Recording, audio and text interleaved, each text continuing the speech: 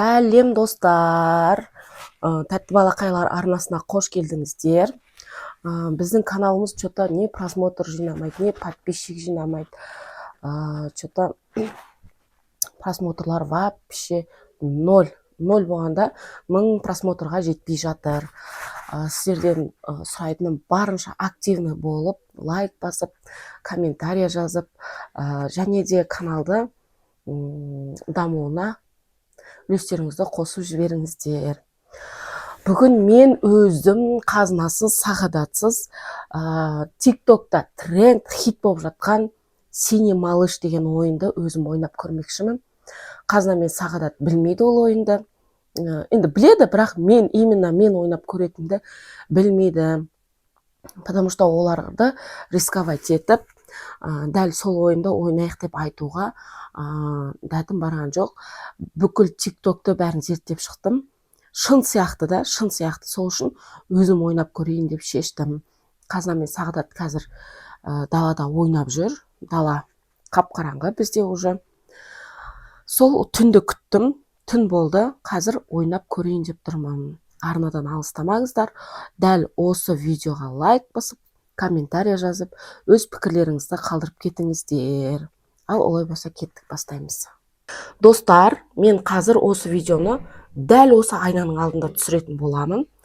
Ойынның шарты мынандай екен. Тиктоктан қарадым ғой мен, мынандай екен. Синий малыш, малыш синий деп 13 рет не болмаса 15 рет қайталау керек екесің.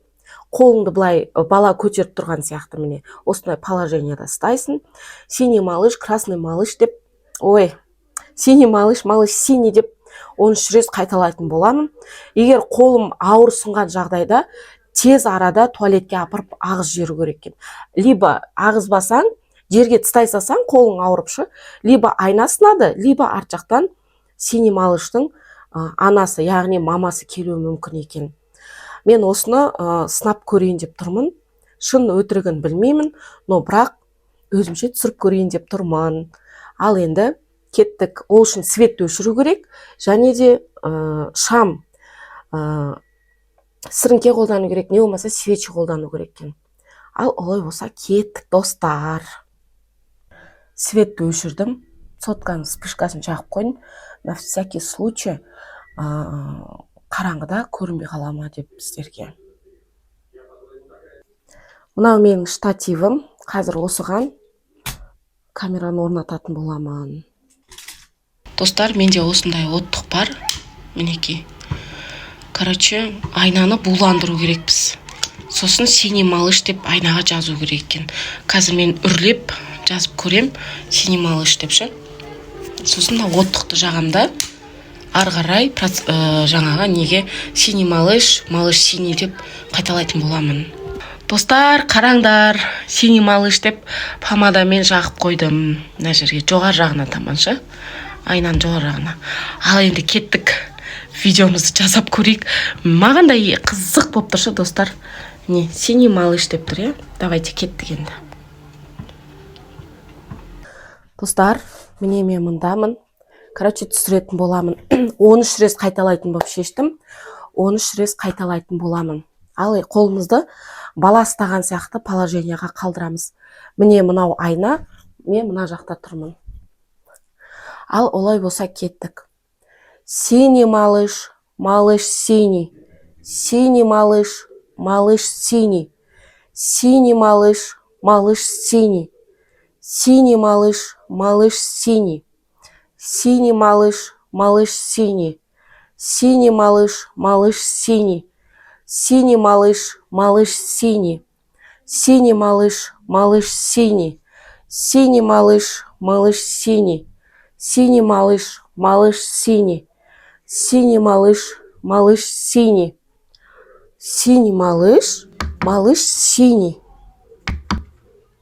Достар, естідіңіздер ма? Бірдеңке сырт еткендей болды.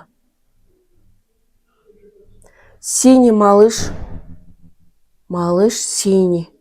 Қолым ауырлап баратқан сияқты расымен. Білмей тұрмын бірақ өзім. Шын өтірігін білмеймін. Или самовнушение ма бұл? Синий малыш, малыш синий. тиктоктағы не бойынша, тиктоктағы айтулар бойынша мен мынаны туалетке ағызып жіберуім керекпін.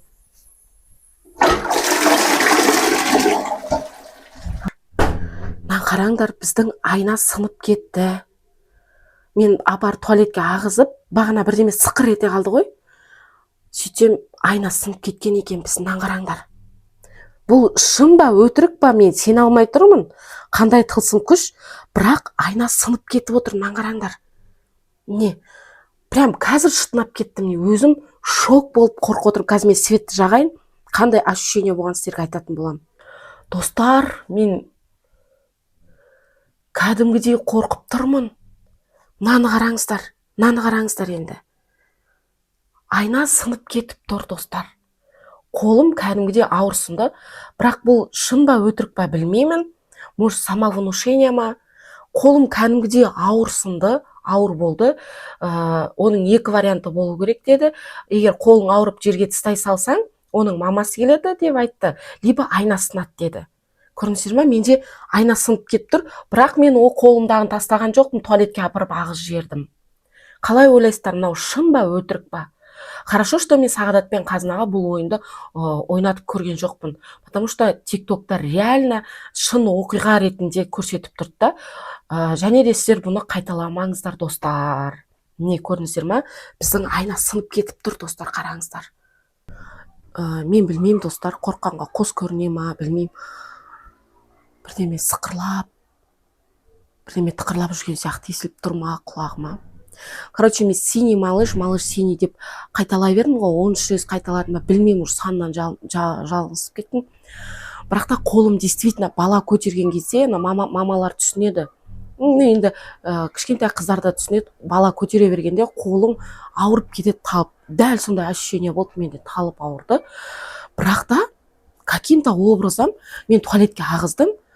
Бірақ біздің шифонердің айнасы шытынап кеткен, достар. Сіздер қалай ойлайсыздар, бұл шын ба, өтірік па? Меніңше, өтірік дейін десем, біздің айна өзімен өзі сынып кетіп тұр. Шын дейін десем, өтірік сияқты.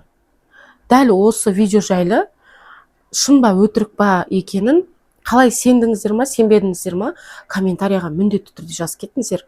Лайк басыңыздар, комментария жазыңыздар.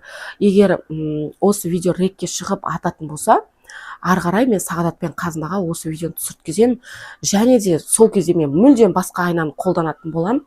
Мен мына айнаны қолданып көрейін деп тұрмын, Қазына мен Сағадатқа міне мына айнаны. Егер осы айнада шытынап кететін болса, значит шын деген сөз. Егер шытынамайтын болса, онда случайно бір нәрсе болды деген сөз. Міне, достар, қараңыздар, сенбесеңіздер. Менің айнам былай шытынап кетті. Мінекей, көрдіңіздер ме? Міне осылай шытынап кетіп тұр. Так что, давайте, достар, лайк, комментарий жазыңыздар, өз пікірлеріңізді жазыңыздар. Мен сіздерден керемет қолдау күтетін боламын.